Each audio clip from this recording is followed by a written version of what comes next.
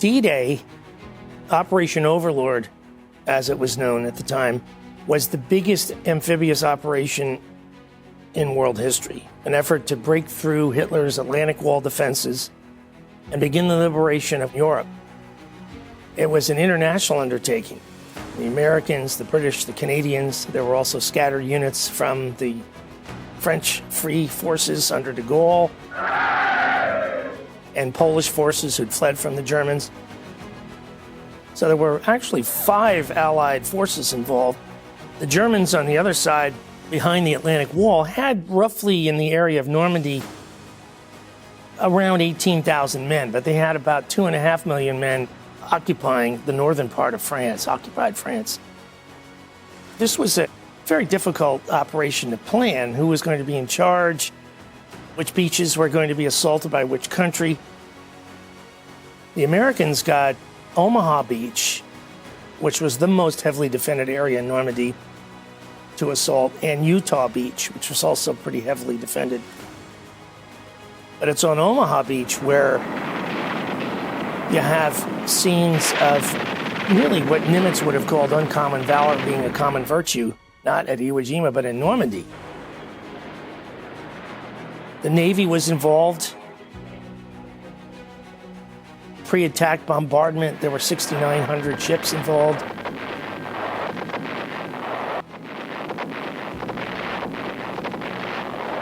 The Army Air Corps was involved. There were 11,000 air sorties.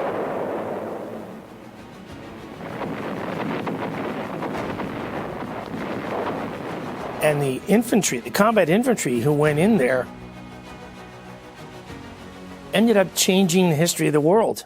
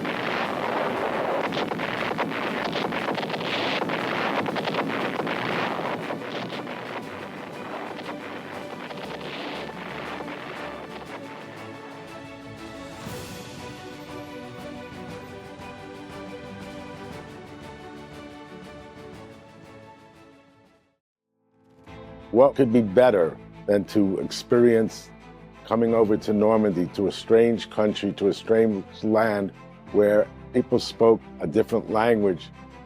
My father spoke a different language, yet he came here, as President Obama said, to help make the world safe for democracy and to free the world from German tyranny. Think of Harry Kolkowitz, a Jewish son of Russian immigrants who fudged his age at enlistment so he could join his friends in the fight. And don't worry, Harry, the statute of limitations has expired. Harry came ashore at Utah Beach on D-Day, and now that he's come back, we said he could have anything he wants for lunch today. He helped liberate this coast after all, but he said a hamburger would do fine. What's more American than that?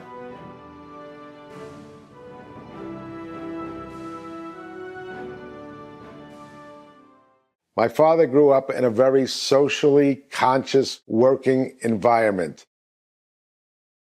His parents, as well as most of his friends' parents, came from mass migrations from Eastern Europe and came over and worked with their hands.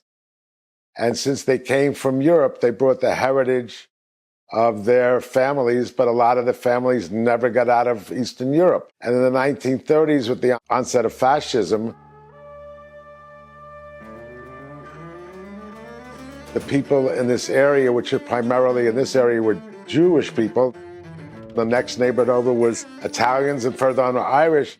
There's a certain sense that bad things were happening in Europe,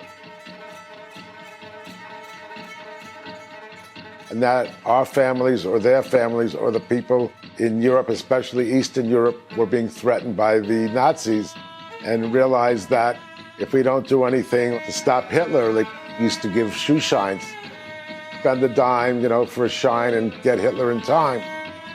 Because the idea was they knew that their families and families of other people were in threat by the Nazi peril.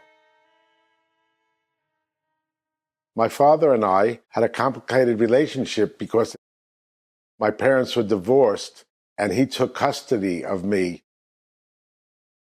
So he was raising me without my mother, which is very strange at that point, at any point, for a father to take care of the child without a mother. At 2, I started to go to nursery school in the Bronx, and I fell in love with my nursery school teacher, whose name was Bina Licht. And as a result of that, my father married her. I think one of the issues between my father and I was that he always did things very, very well, very organized, and very detail-oriented. I, on the other hand, was the opposite. I didn't feel like I did anything right, and I think that was reflected in a lot of times when I went to school and in interactions, because I felt there was always something wrong with me. Where'd my mother go? Why am I like this? Why am I unhappy?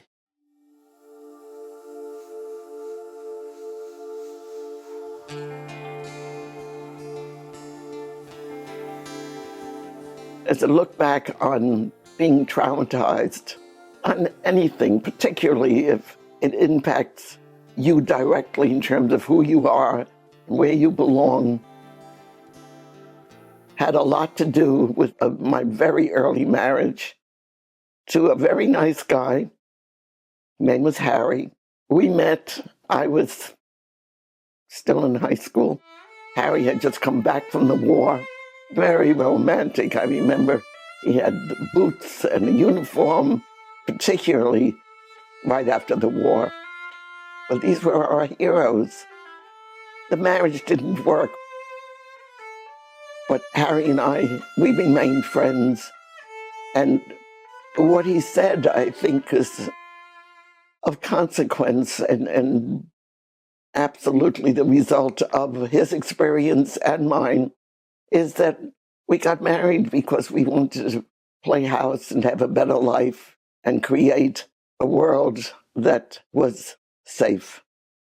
Harry with the horrors that he saw in the war, and me with my memories. Of course it didn't work.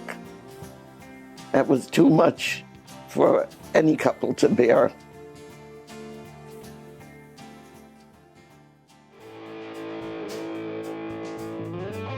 Woodstock to the Army. I was at Woodstock. I was a hippie. I was against the war. I was part of the generation that the high school never wanted to know about again because we protested everything. What happened was I got a degree in history and English, couldn't find a job after Woodstock, after I finished my school, and I had a contract canceled in Australia. But before then, I took a 2-month bicycle ride in Europe because I thought I was going to go to Australia for 3 years to teach English and history. And I met my best friend from Philadelphia, Bob Cavelli, who was in the Army in Gelnhausen. And we decided to meet up in Munich, Germany. I on my bicycle, he with the train. We got there, we spent the weekend together, and I fell in love with Europe.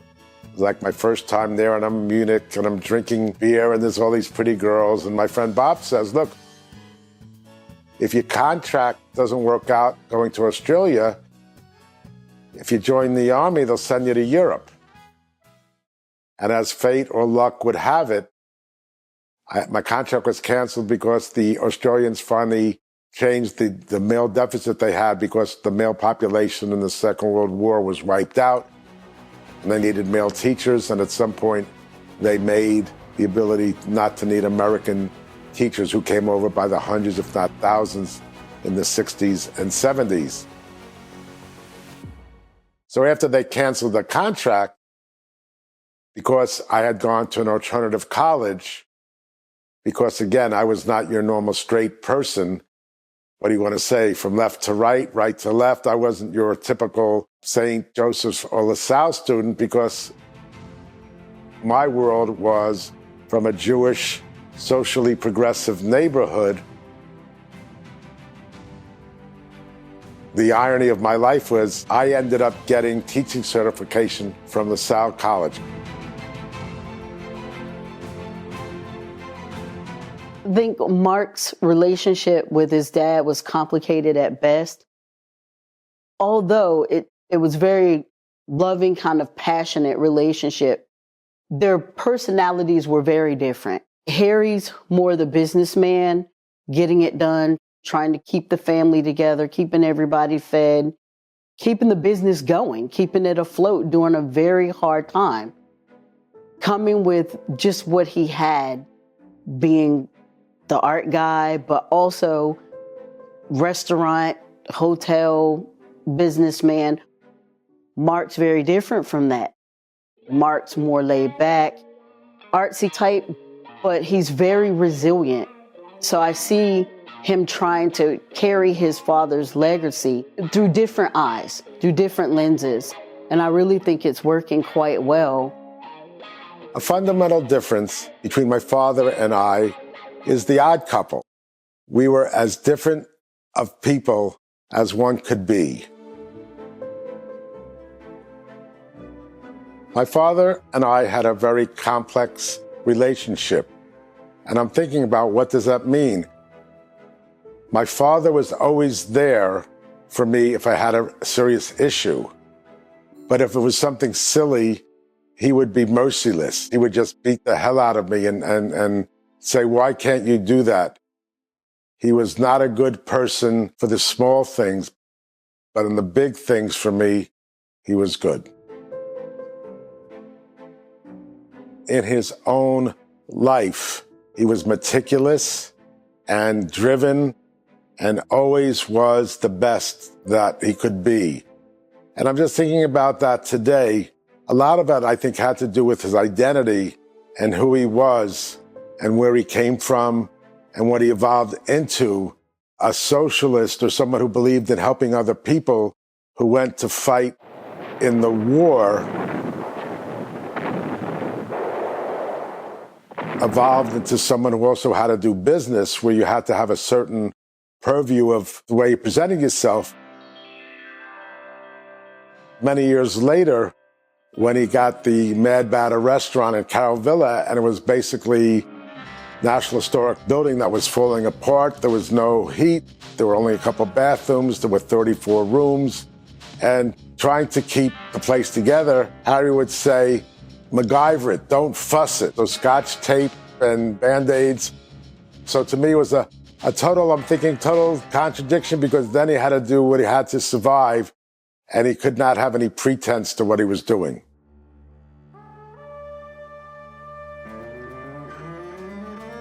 Mark and Harry, to watch the two of them together was particularly interesting because I could see Harry's frustration. He was actually very meticulous. He also had fabulous poetry. I'll never forget the time that we walked up my garden. We've got 15 acres, I keep alpacas, what have you. And he was stood up there with me watching Jessica and the other alpacas. And he just turned around to me, he says, do you realise what you have here? And I sort of looked at him and I said, yeah, I've got 15 acres of land, Harry, and some alpacas. He said, no, what you have built here is magical, and you must never forget that. Now, nobody's ever said that to me before, that I've done something magical.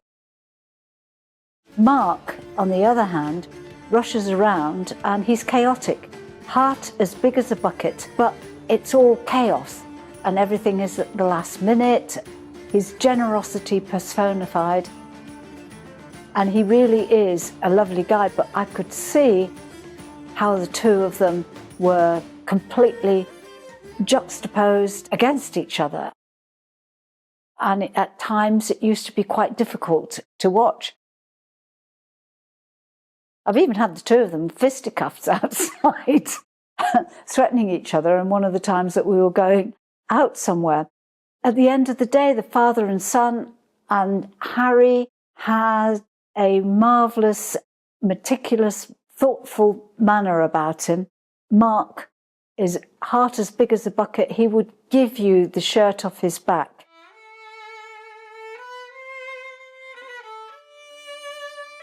My father was totally strack, as they say in the military, totally composed, totally coiffed, had a certain je ne sais quoi about him, and could deal with any situation and make people happy.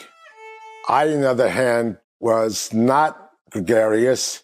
I was painfully shy until later on in my life, I got into the restaurant business where I had to change my style of an introvert who could only talk to people if they got to know them.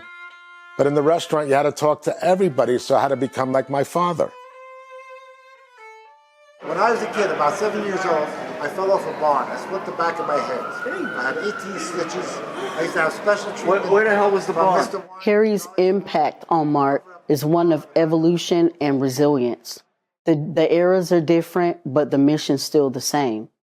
Watching Mark with the arts, with the business, with community, with service and family, all these things he learned from his dad, putting everything together just in a different way, different lenses. As he gets older, he's drawing in the people that he needs to help him to keep this conversation going. That's what I like to see their relationship as now, is a conversation between a father and a son. And it's all coming back to one thing, just keeping legacy going, keeping the memory going.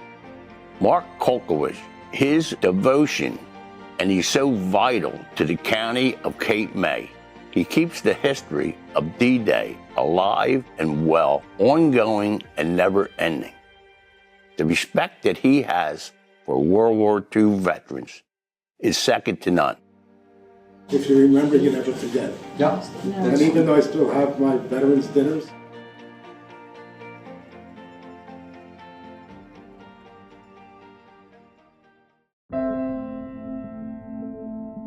the Jews as a people have always been persecuted from day one. You can go back to 1492 with the discovery of America by Christopher Columbus. That was some of the biggest massacres or pogroms by the Queen of Spain against Jews. For hundreds of years, the Jews have been kicked out of different places because of hatred for them. They couldn't work as normal people, so they lent money. Most of them lived in shtetls, in little villages, because they had to be farmers. They weren't allowed to do the trades of a normal white person. In the 1920s and the 1930s, it seemed there was a lot of anti-Semitism, even on national radio. And this was a chance for Jews to show they were as much real Americans and fully accepted as any other group. Was that all of a sudden you had people coming to America, the land of the free, the home of the brave.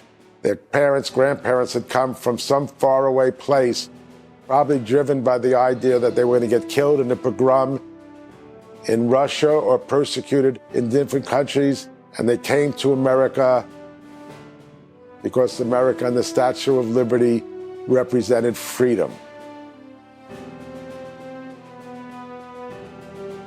My father knew that growing up. He knew that he had an obligation to play it forward, and that the fact that he graduated school in 1939, high school, he lied about his age, but he knew what he had to do because a lot of our family never came out of Europe and were never heard again from, because back then the post office wasn't really too well.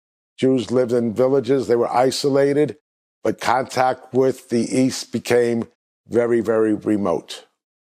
In World War I, many American Jews served in the various regiments that formed and went to Europe with General Pershing. And then in the Second World War, something in the vicinity of 500,000 American Jews served in the military. So we have been there in every war that America has been involved in. Why did many Jewish men in the Bronx, like my father, go join the fight in the Second World War? Because in the early 1930s, when Hitler came to power, Hitler blamed all the problems of Germany and the people of Germany, the so-called Aryan race, on the Jews. The Jews were the Untermensch. The Jews were the people who had horns. The Jews were evil people, money-grabbing, launderers, whatever. Even though in the First World War, out of every 10 Iron Crosses that they gave out, I think in the First World War, 6 out of every 10 Iron Crosses were given out to Jews. So the Jews were very ideologically part of the German Empire. They were Germans before they were Jews, but obviously the joke was that changed as the 30s went on. So people in America, a lot of them immigrants from Poland or Russia or Germany or any place where they were moving, or from the pogroms in the First World War to America, knew what was happening because they came from Europe and they had family and cousins and they had an idea of what was going on. And for Jewish people, this is a fight to the death because their whole history and our whole culture is about persecution and survival.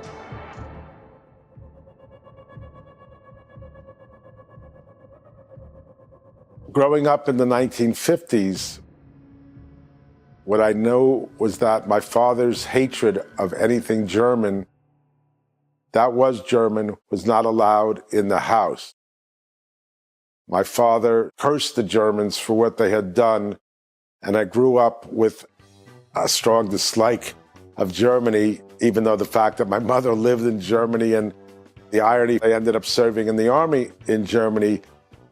But as he got older and he started meeting people like from Japan or different places, individually he realized that people are people and he couldn't blame everybody for the faults of their country because America was still struggling then with the Korean War.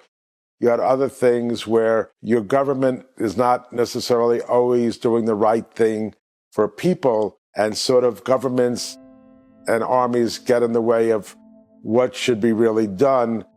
Victory is written by the winners.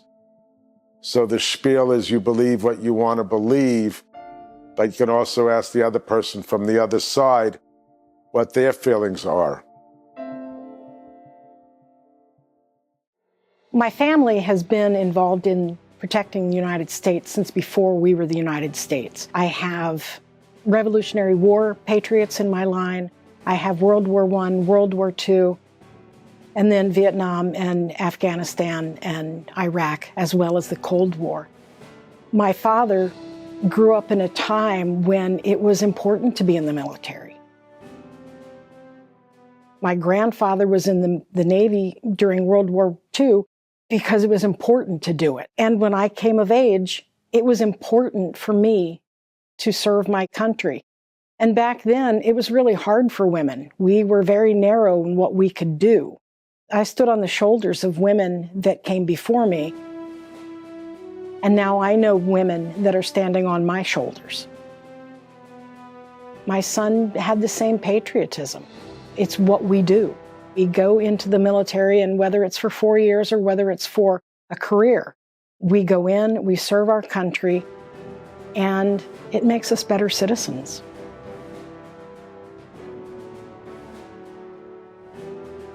All through my childhood, my dad talked about the wonderful places he went in France, the people he saw. He talked about the war every day, but never talked about bad things. Only talked about the people he saw, the people he met, the love of the people that he met. He personally, with everybody else during D-Day, was helping them find their freedom.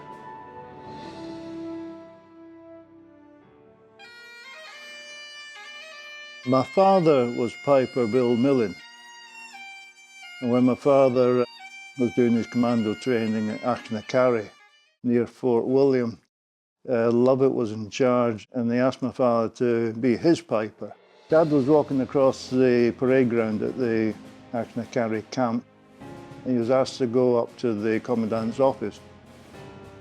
and Lord Lovat was there visiting. He told my father he wanted him to play the pipes when the commandos went ashore, when the invasion of France came. And my dad, of course, was really happy about that and said, "Oh, I'll do that for you, sir." But then he thought, because pipers going into battle had been banned after the First World War, and he reminded Lovat that the War Office had banned pipers going into a fighting theatre. And Lovat's response was, Millen, that's right, but that's the English War Office. We're Scots, so we'll take no notice of that one. I want you to play the pipes going into France. So my father thought, fine, and he went back down to the parade ground, and it suddenly dawned on him the pipers were banned from going into battle because so many were killed. So really, he didn't expect to get very far off the beach, if he got off the beach at all on the day.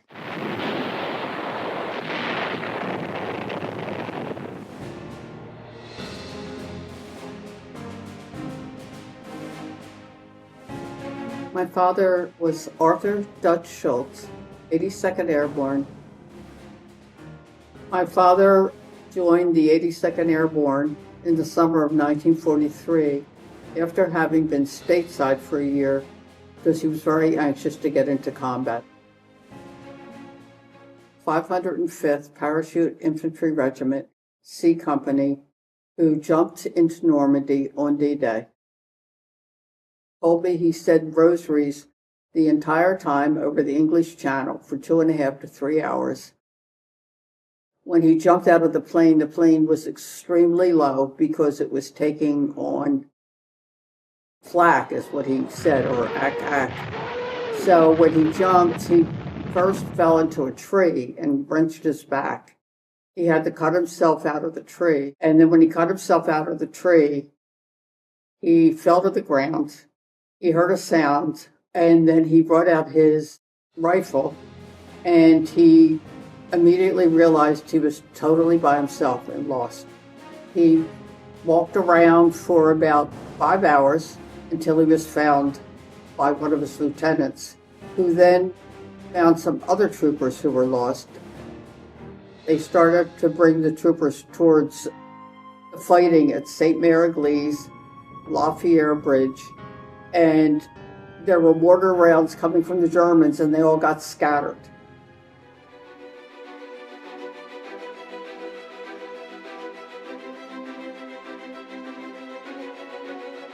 Utah Beach. My father landed on June 6th. We think the 7th wave. He was a radio intercept operator, not liable for capture. His job was to transcribe German Morse code that he could then write down and give to be deciphered by the Enigma in Bletchley Park. Obviously, he didn't know exactly where it was going, but the codes were being deciphered. And it was like he landed on Mars, because 2 days or 3 days before, I have memorabilia from his times in the Second World War. He was at a movie theater either on June 3rd or June 4th. And then 2 days later, he's fighting for his life, scared shitless.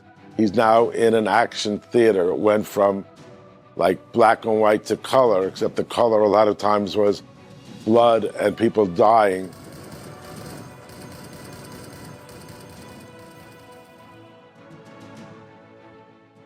Harry Kolkowitz was an intercept operator with the 114th Signal Radio Intelligence Company. This company was one of over 30 signals intelligence analysis and radio intelligence units within the European theater of operations during World War II. As an intercept operator, Harry was one of about 5,000 operators within the theater, and their task was extremely challenging. The operators had to sit there for hours, sifting through static on the radios, jamming from not only Allied jammers but German jammers, listening for a low power signal that the Germans would be transmitting their communications on.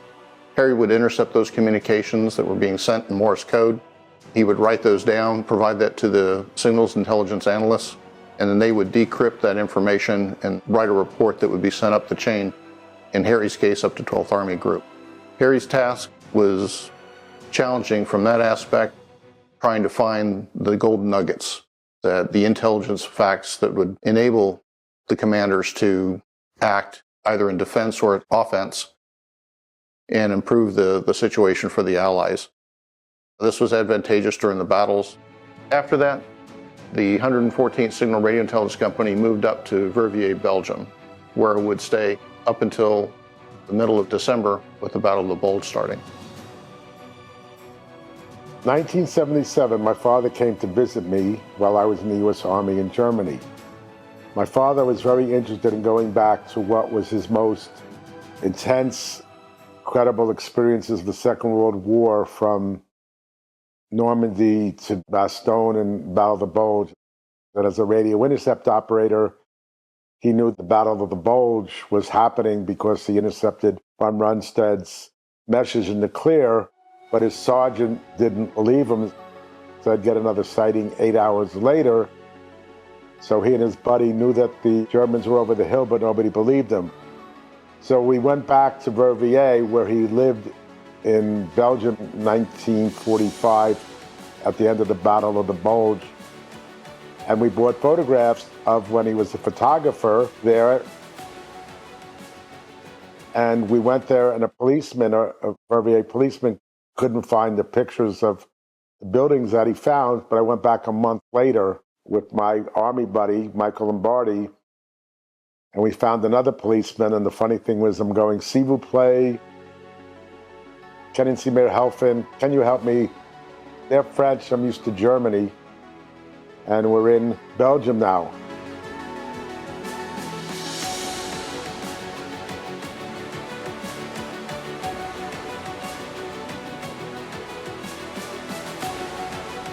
The German High Command had a pretty good idea of what they wanted to do in the Battle of the Bulge. They wanted to catch us off guard and sweep us back to the coast. The German officers who had conceived of that plan got full support of Hitler. Guys a little lower down in the picture who were part of the battle in some very horrific ways, like Ken Pieper, also Otto Skorzeny. Pieper's role was to inflict terror. That's what he did in the Malmedy Massacre. Crazy story about Skorzeny's commandos, however, was that they were German Americans who knew enough English that they were able to, in American uniforms, infiltrate American lines and spread disinformation and fear all along the line. And it was something that was dealt with very directly once the American forces captured these guys by battlefield executions, which is kind of rare.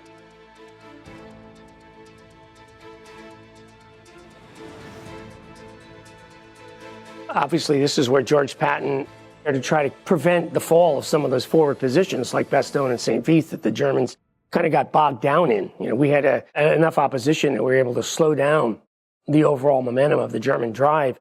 And the Germans got bogged down. They should have bypassed those areas, but instead they tried to take them. Eventually, they did take St. Vith. They did not take Bastogne.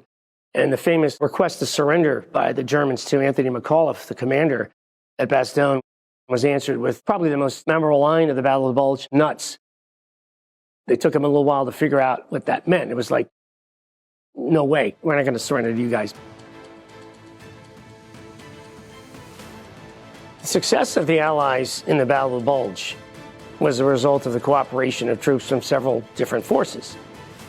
The Americans blunted the Bulge, prevented the further movement of German forces in that direction. But the mopping up of the Bulge, the straightening out of the battle line, that was American and British and Canadian forces. This was a genuine world effort here on the part of the Allies.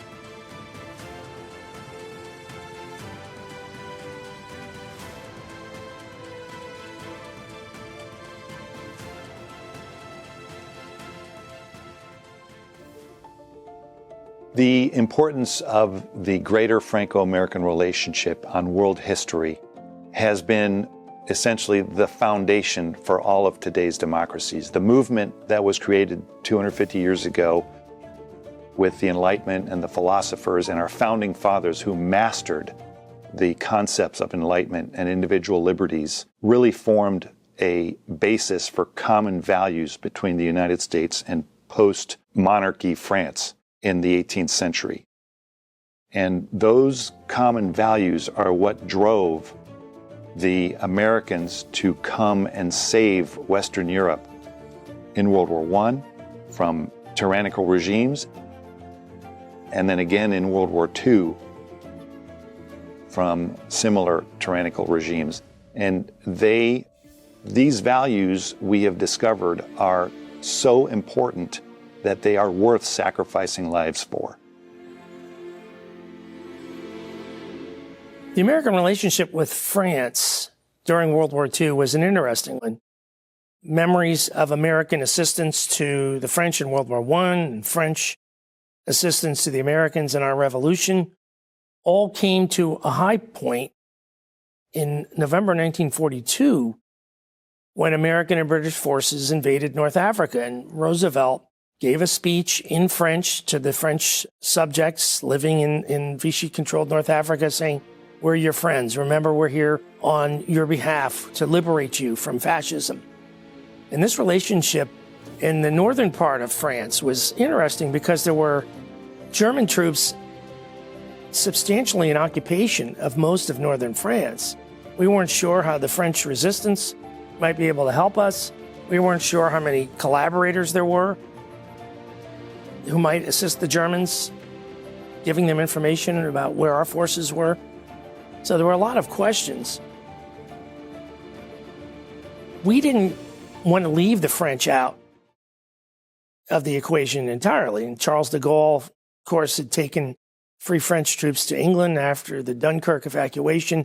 They had to be involved in D-Day. And so there were a couple hundred French troops who were involved as well. But it was a really touch-and-go kind of scenario on June 6th in the initial landings. We had no way of knowing whether the French would back us, back the Allied war effort, would back de Gaulle. And so that was answered, clearly, when the troops were ashore and they were welcomed as liberators. The invasion of Normandy, while it came in 1944, the invasion of Normandy was planned way in advance.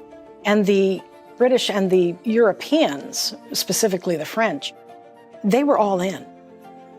The Germans were bombing Great Britain, trying to break them.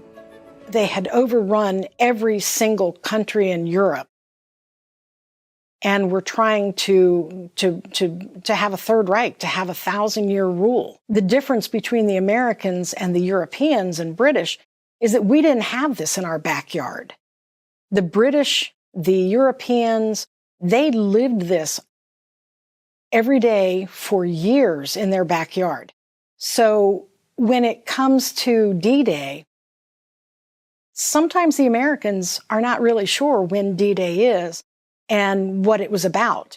There is never a chance that the British and the Normans and the French and the Europeans, there's never a day that they don't know what it is.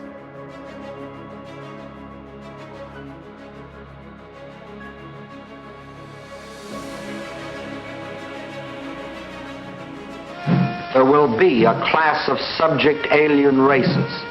We need not hesitate to call them slaves.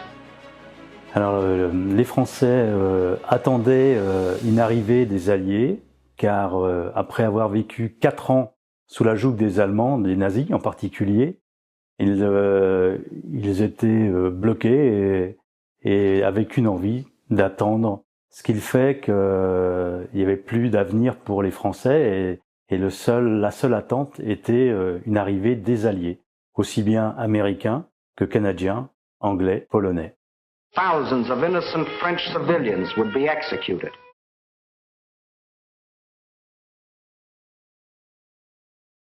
L'importance de célébrer le débarquement tous les ans est un devoir de mémoire par lequel on peut réunir des jeunes et des anciennes personnes, soit des vétérans, par la venue des vétérans sur le territoire français.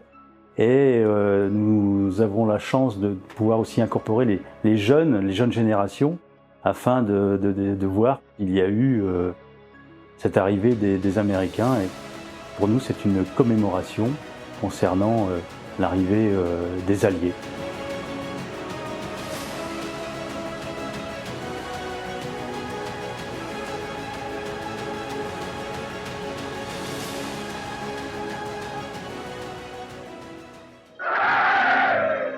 Charles de Gaulle and the Free French forces became the face of the alternative in France. Submission to the Germans or significant French involvement in kind of self-liberation.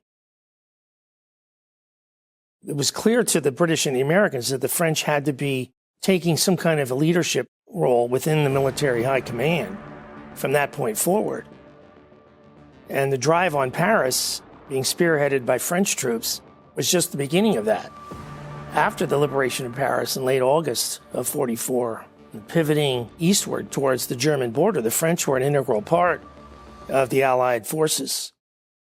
British, American, and French forces were given certain sectors that they were going to drive through towards the Siegfried Line. The southern part of France had to be liberated as well because there was a fascist regime there, a client state of the Nazis called Vichy France. And all of the pro-Axis sentiment had to be cleansed. So they had a kind of civil war potential in France that was very intriguing, which de Gaulle managed to overcome, and France becomes an integral part of the Allies.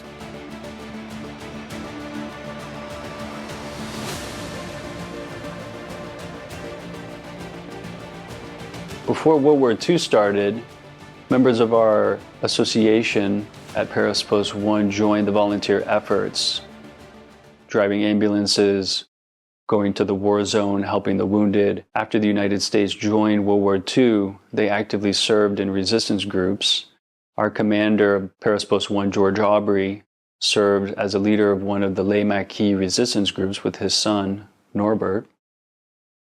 Tragically, George Aubry was killed by the Nazis during World War II. His son did survive, and he was a member of Paris Post 1 for many decades to follow. Every year on the 4th of July, we have a special ceremony for them in Cruzier-le-Vieux, where they are buried here in France. After the war, Paris was alive with many people. It was very active. Pershing Hall was open. The American Legion was at Pershing Hall. The American Battle Monuments Commission had their office there for a while, along with the U.S. military, namely the U.S. Army. During the after-war period, there were up to 15 American Legion posts in France. Unfortunately, all of them have closed down over the years, and Paris Post 1 is the only remaining post of the American Legion in France. So the French arguably were even more appreciative of America after the war because the country was devastated. They had nothing, they were on food rations, their infrastructure was destroyed. And the United States came and essentially saved them again with the Marshall Plan, which was a tremendous economic investment from the United States into Western Europe to rebuild their economies. And so my family was directly affected by that. They were able to survive post-war France because of the Marshall Plan. And France in general had the famous Trente Glorieuses, which are the 30 glorious years of economic expansion that followed the Marshall Plan and brought prosperity to Western Europe. So tremendous appreciation for what America did, not just militarily, but also economically. At a schoolhouse in eastern France, representatives of the German government signed the unconditional surrender. The greatest military effort in history had been successful against the forces of tyranny. Post-World War II, the Western Allies came to the realization that they made a deal with one dictator against another dictator. And so it really was continuation, in a sense, of the ideological aspects of World War II during the Cold War years. It was going to be the Western democracies that formed into a military alliance in 1948 in the NATO Pact against the Soviet forces who are going to occupy portions of Eastern Europe and create the Warsaw Pact. The Americans and the British and the French were critical in setting up NATO. It included some aspects of the French imperial territory, including Algeria. That was explicitly mentioned in the NATO treaty. You roll forward for the 50 years of the Cold War, and these countries really did view a possibility of a World War III as something that was realistic, that could have possibly happened, depending on time and circumstance. Really, that would see the Americans and the British and the French kind of operating in unison, along with the other countries in NATO, like Canada, to try to prevent the Soviets from gaining the upper hand. You got to include the science there, the invention of rocketry, the creation of intercontinental ballistic missiles, the atomic bomb. 4 years after the dropping of the bombs in Hiroshima and Nagasaki, the Soviets also had the A-bomb, which they acquired through espionage and through kidnapping and using German scientists and captured in Berlin. And all it would have taken is someone at Checkpoint Charlie between East and West Berlin to have flinched and fired at the other side, and there would have been a World War III that was nuclear. So it was a very dangerous period in history, and it took a lot of restraint and a lot of diplomacy that was not typical probably of previous centuries of international relations to make sure that the world never did see that kind of World War III.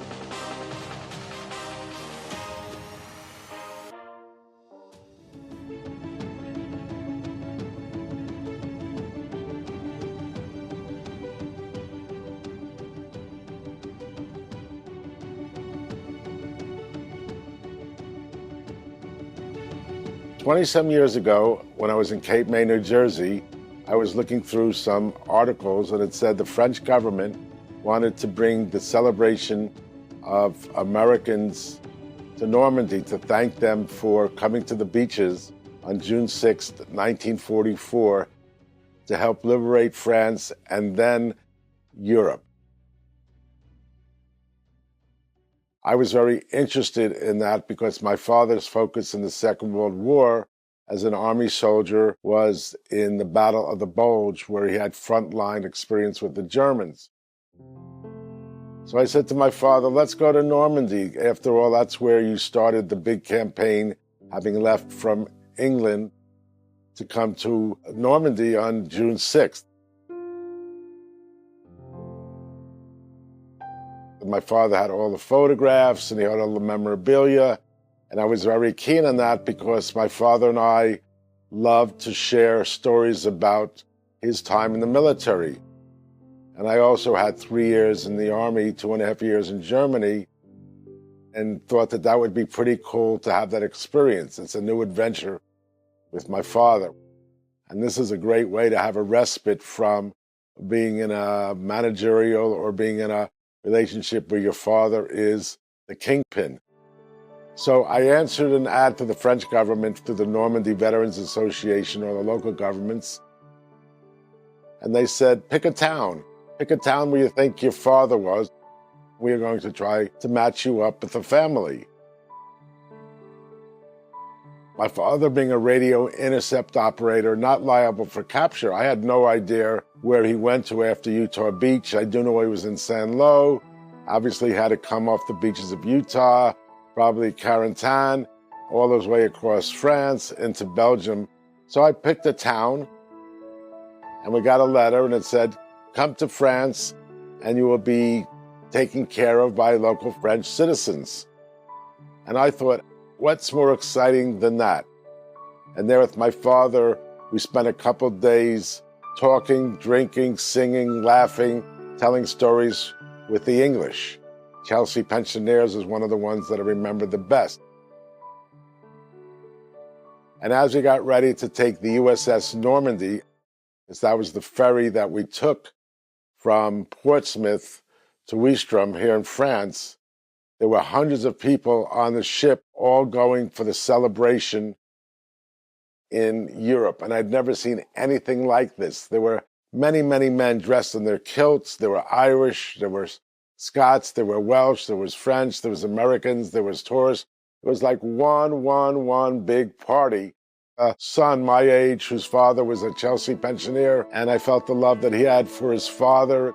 And I was getting the same feeling. The stories were great.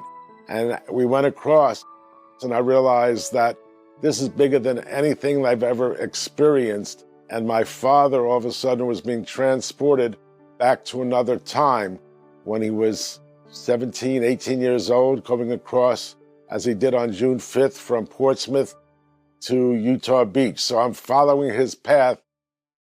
Even though we don't speak French, the idea is it didn't matter the love and the caring for the people who were there. Wow, that's beautiful. To remember what they did, the overwhelming love and affection that the French showed when we were there was like nothing I've ever seen. Elle n'est plus la même parce que les gens, les personnes qui ont acheté la maison ont complètement changé la façade de la maison, donc on la reconnaît pas.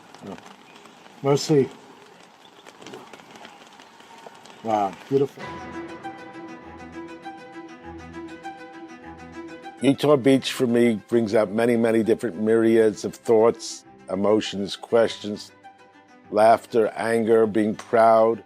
I think one of the things that I remember most when I go to Utah Beach is the way that I remember how my father said, when you got off the ship to get onto the landing craft to go to Utah Beach, you had rope that you went down that hung on the side of the ship and a landing craft below you.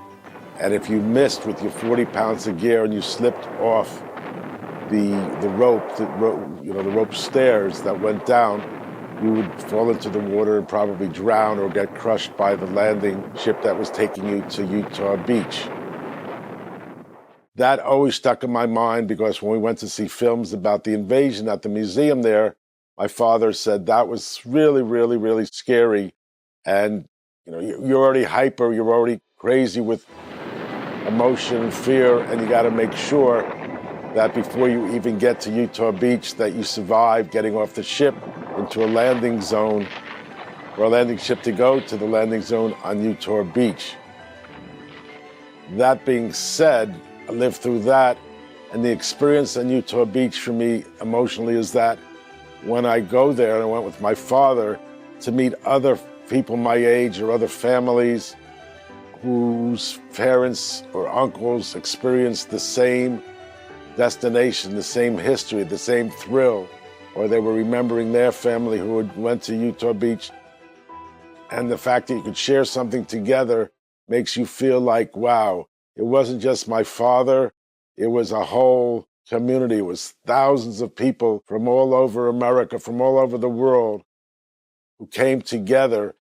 And the idea that when you get to Utah Beach, everyone there is pretty much focusing on the same reality is, this is history, this is important, this is what I learned either by experience it or the generations that you grew up with that said this was a major point in my life, a seminal event.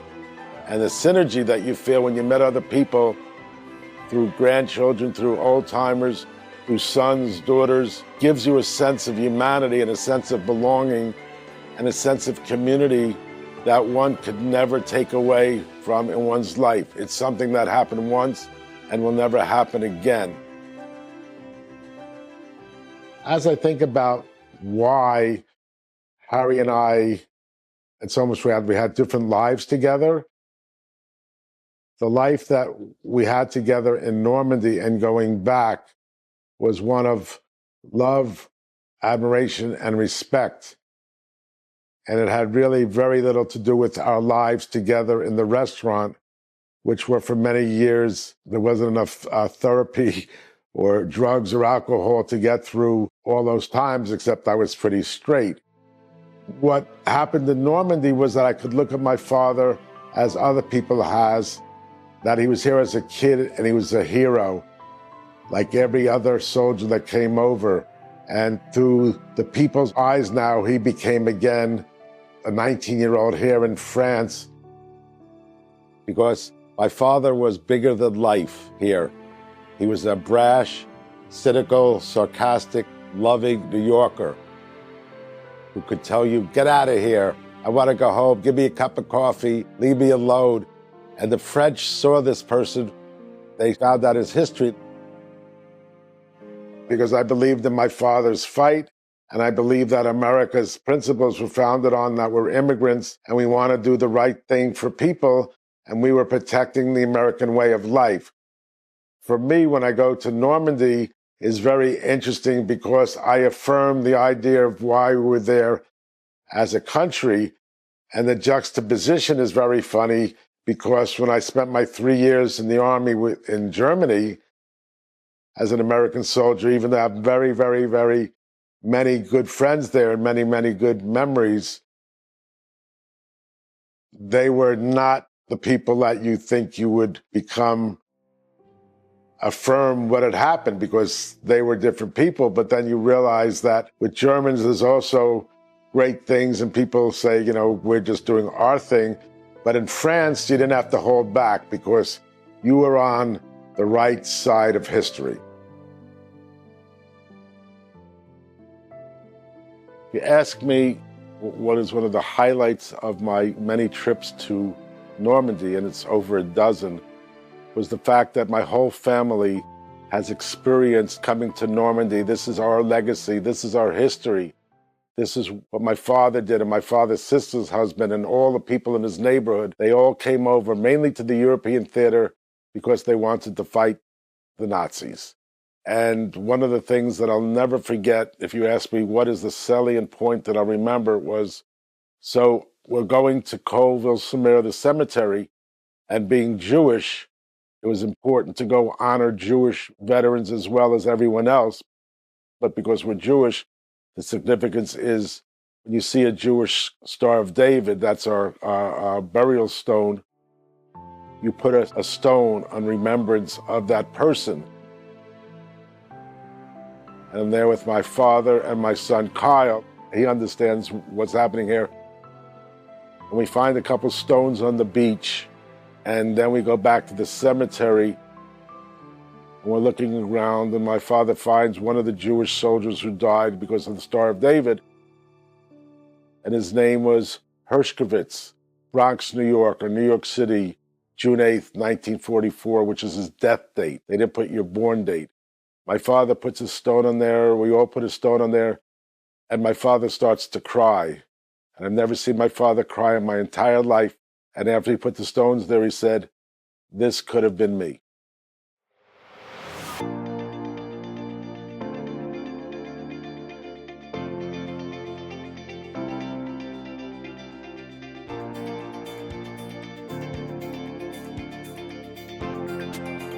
L'amitié avec Marc est arrivée lorsque Harry est venu sur Wayville, dans la commune de Wayville, chez Tennessee.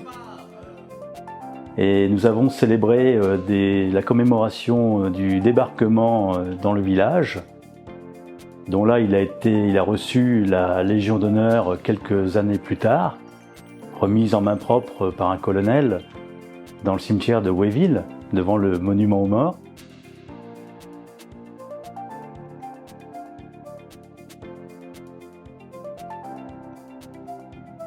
Nous avons sympathisé avec Harry.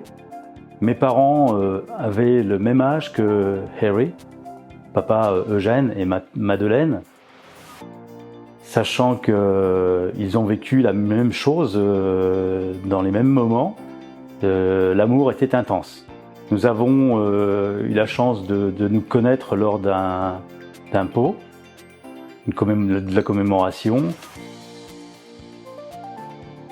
L'envie de se voir et de se parler a été presque immédiate. Par la suite, nous avons appris à nous connaître plus amplement.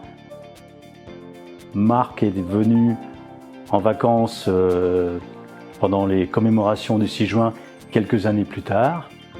Les enfants étaient en train de fêter l'anniversaire de Mathilde autour d'un feu de bois à l'extérieur. Et Marc est venu boire un pot, le pot de l'amitié, autour de ce feu.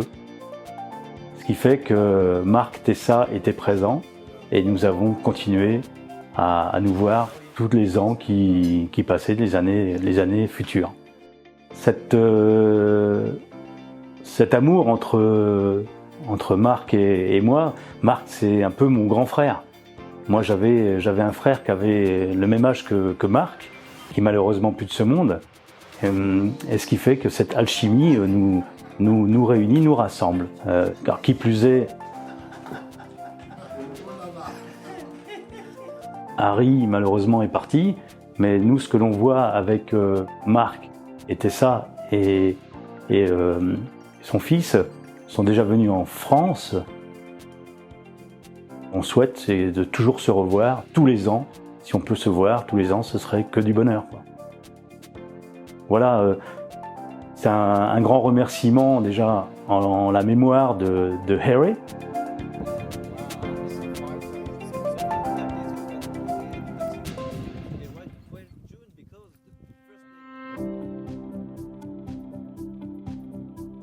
Why it was important for me to retrace my father's footprints or jeep prints or voyage with General Patton's army and the 114th radio signal was that my father was also a photographer, a historian, and he had a mission, which was to free the Jews and other people from the tyranny of Nazism.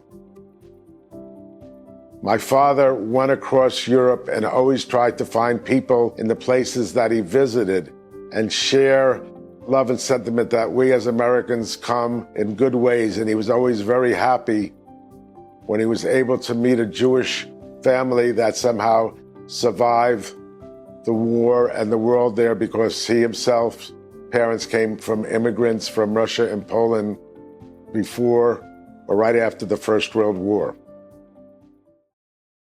This is London calling from the European News Service of the British Broadcasting Corporation. Here is the news. But first, here are some messages for our friends in occupied countries. The Trojan War will not be held. John is growing a very long beard this week. The long sobs of the violins of autumn. Les sanglots longs des violons de l'automne wound my heart with a monotonous languor.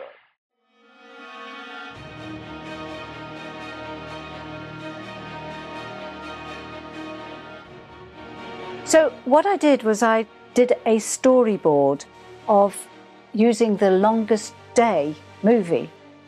And I sat and I watched The Longest Day possibly 8 or 9 times and picked out various scenes that I think we could recreate.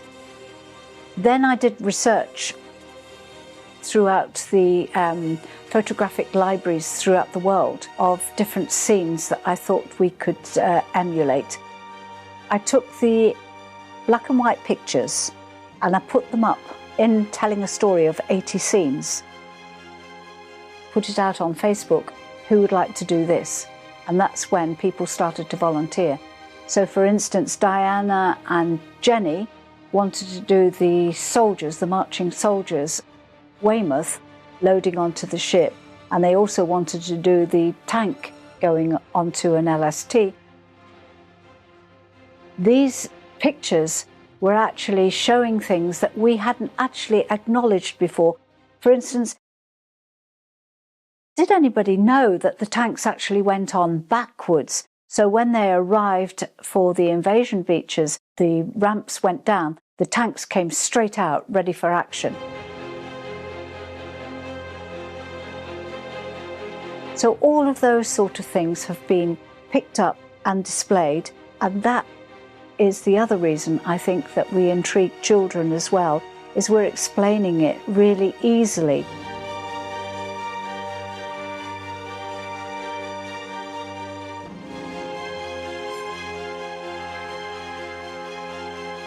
"50-something acres of the barbed wire and equipment was all in storage on the coast of England.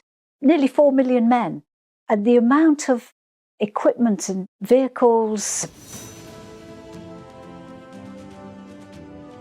barbed wire, mines, provisions, all the rest of it took up masses and masses of space. Nobody thinks about it. And how did the Germans not see it? All of those sort of things.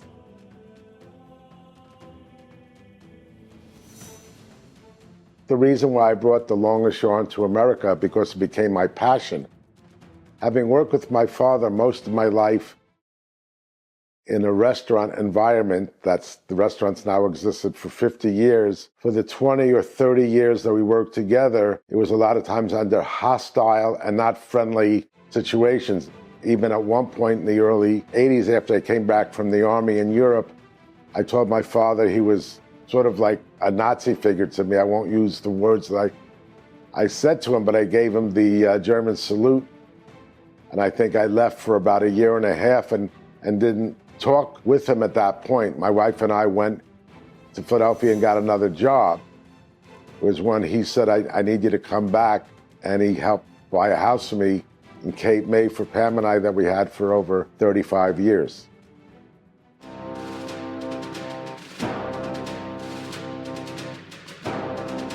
The Longest Yard project to me, I have to laugh and smile because in my own way of trying to work out the history of the Second World War and the liberation of the world from Nazi and Japanese terrorism, my experiences in Normandy led me to think that I wanted to do something in America. So I have an interest in bringing this experiences of the 80 different vignettes. And I'm not a real organizer of things like this. I never knew what to do this.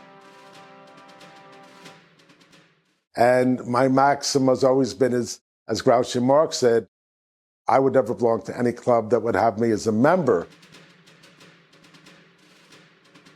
So what I had to do was figure out how I get people together who share the same interest or passion as I to not forget the past,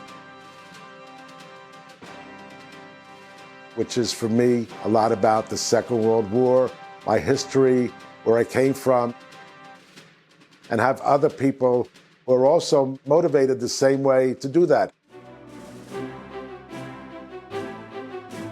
So you have logistics, you have financing, the logistics meaning transportation. How do I get it here? Insurance. Where is this project going to go? Who's going to watch the project? Who's going to try to get the schools involved with people seeing it? Who is going to facilitate it? Where is it going to go from here? And how do we get a message out that will be effective for the most amount of people? And with that, you need other people who want to be engaged.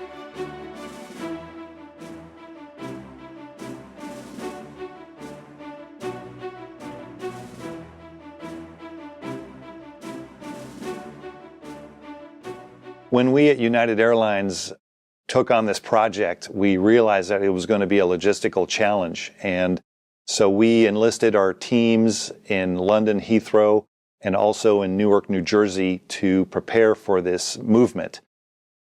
People don't understand that it's not just flying the exhibit on an airplane from point A to point B. There's a lot of paperwork. We have to hire a freight forwarder who can package everything, the proper customs paperwork done.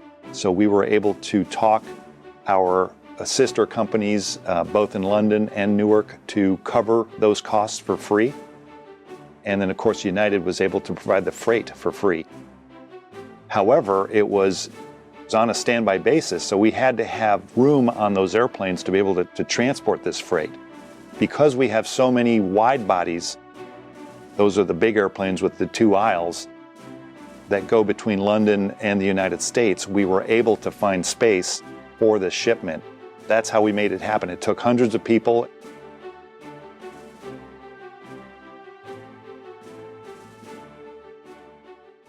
One of the most important things of the Longest Yarn being brought to Cape May County, we do not forget the sacrifice of these young men and women that went to a foreign land to fight for not only the freedom of Europe, but the freedom of the world. We live in a country on account of these soldiers. This exhibit is a storybook to tell the story of soldiers of 75 years ago, 80 years ago. We have to make sure that that story is never forgotten.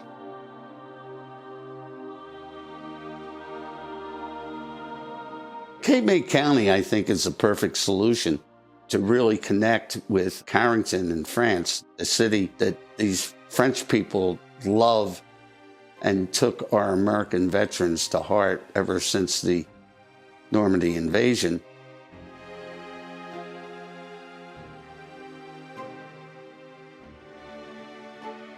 I'm so proud to be part of the Longest Yarn Cape May. We had the opening day ceremony at the Naval Air Station, and it was a really emotional day.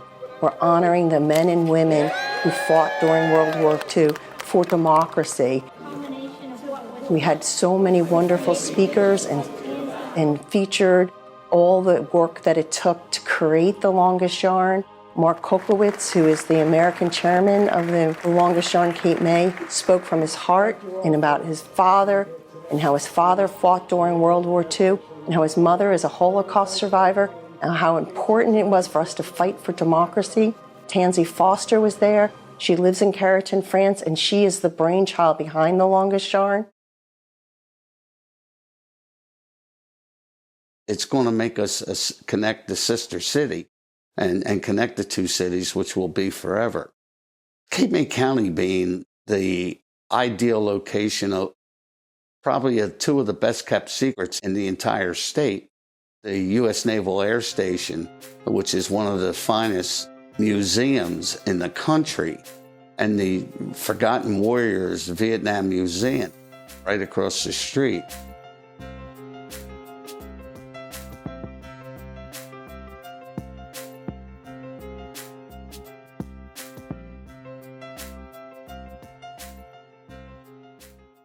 We are very excited to host the Longest Yarn exhibit here at the World War II American Experience Museum. And the connection just could not be much better. A lot of people don't know this, but Gettysburg is a sister city with St. Mary-Église in Normandy. And also, General Eisenhower moved to Gettysburg and owned a farm just outside of town in the post-World War II periods. The connections are very strong. Those are just a couple of them. Also, D-Day is definitely one of the main topics of World War II, and the dedication and skill that the people made to contribute and create this display is just amazing. We thought it was important to bring this exhibit almost kind of sight unseen. Our previous director saw it, thought it was important to talk about the 80th anniversary of the Battle of Normandy, and what a unique way to present it to our audience. We have a wide range of age group, youngsters all the way up to senior citizens. The young kids may not have exactly understood it, but they appreciated the artwork, the characters, the crocheting. When you actually saw this, it was very exciting to see what these 80-plus craftsmen put together on the crocheting and how they envisioned and created horses, people, backgrounds with that. And it tells the story, whether people have seen the movie or not, it's irrelevant, but that Longest Yarn helps extend it from Normandy beaches back here to the United States.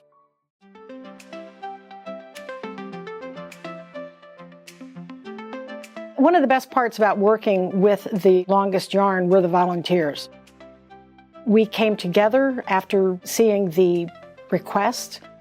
We did research, we talked to each other back and forth on Facebook, some on Zoom calls. We talked about what we were going to do and how we were going to do it. And then we started doing it, and we would show each other what our project looks like. And if we didn't like it, then we'd change it.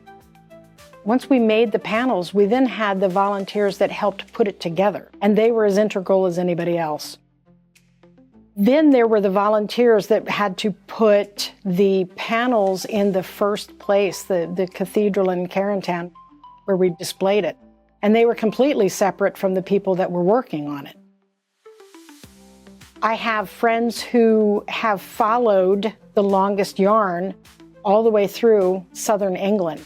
And every time it goes to one place, they follow along and they help unload the 80 boxes and set it up and make sure that all of the panels are in good state of repair. And then they hang around and they talk to the people that come in. And in southern England, they're getting a lot of visitors. So they stand and they talk with them and they talk about what the importance of this particular project is. And when it came to the United States, again, we had volunteers at every place that it's been displayed. And the volunteers would just come in and they would learn how to unpack it. They helped set it up. They learned what it was about so that they could then go ahead and talk to the guests that were coming to their location.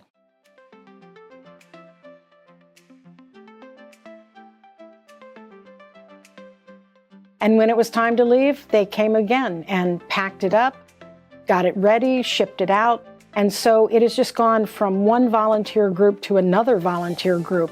And honestly, none of it was done with paid people. All of this from the first days were all volunteers.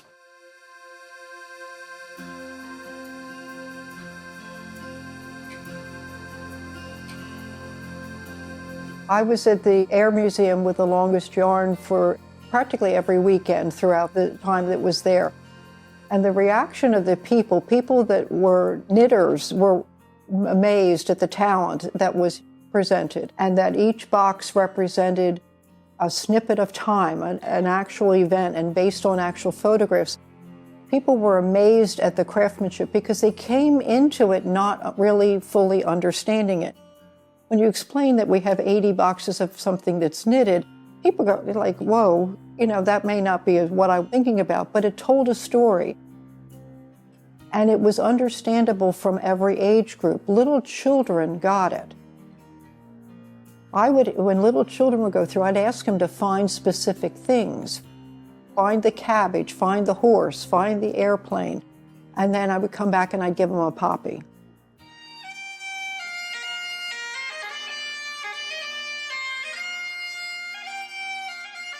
So I personally wanted to be involved in the project. As I said, we were contacted by Tansy, but I wanted to do a little bit more research on the significance of Pegasus Bridge and Lord Lovat and Piper Millin. We were put in contact with John Millin, who is the son of Piper Millin, who is on our bridge. We contacted him and he very kindly gave us one of his dad's favourite jumpers, which we managed to unravel and use. It was my wife that sort of suggested that we send my father's jumper to be unpicked. At first I was really reluctant. It was my father's last jumper, and he had a very bad stroke, and the only thing he could move was his left arm, and this particular jumper was the only thing he could put on himself without being helped by a nurse or someone. So I was reluctant at first, but eventually I thought, well, it could be all right, and I'm sure Dad wouldn't mind, because I'd worn it for a couple of years after he died, and it was threadbare. So we sent it off to Tansy, and she gave it to one of our yarn bombers, and the result has been really quite fascinating. My father would have loved it. The panels that he's in, the one, especially the Pegasus Bridge, with him and Lovat were walking across the bridge. That Piper was made by my father's jumper. And in fact, my father's DNA is in that wee Piper. So I'm really proud. I'm thankful to my wife who persuaded me to send the jumper off.